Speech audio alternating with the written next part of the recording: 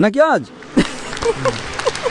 যদি আপনি ইসলামের শিক্ষা অনুসরণ করেন তাহলে বাস্তবে আপনি যীশু খ্রিস্টের সত্যিকারের অনুসারী হচ্ছেন।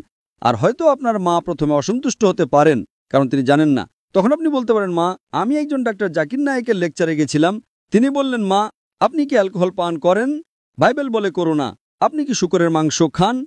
বাইবেল বলে খেও না। In the book of Deuteronomy, chapter number 22, verse number 5, যে নারী যেন পুরুষের পোশাক না পরে, পুরুষে যেন নারীর পোশাক না পরে। it's mentioned in the 1 Timothy, chapter number 2, verse number 9. নারীদের উচিত শালীন পোশাকে সংযতভাবে নিজেদের সাজানো, সোনা গয়না বা বিলাসী পোশাকে নয়।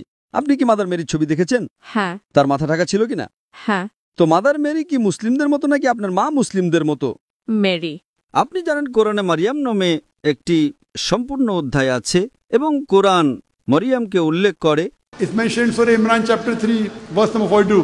وَإِذْ قَالَ الْمَلَائِكَةُ يَا مَرْيَمُ إِنَّ اللَّهَ اصْطَفَاكِ وَطَهَّرَكِ وَاصْطَفَاكِ نِسَاءَ الْعَالَمِينَ। কোরআন মা মেরিকে সকল জাতির নারীদের ওপরে বলে অভিহিত করে। তো কে মা মেরিকে বেশি সম্মান করছে, বাইবেল নাকি কোরআন? কোরআন। তো আপনি কাকে অনুসরণ করবেন, বাইবেল নাকি কোরআন? কোরআন। তো আপনি কেন কোরআন অনুসরণ করছেন না? জি। আপনার বাবা মায়ের কাছে যান এবং বলুন যে ঠিক আছে, আমি সেটা অনুসরণ করব যা সাধারণ, যা ভিন্ন হয় সেটা আমরা কালকে আলোচনা করব, ঠিক? হ্যাঁ হ্যাঁ।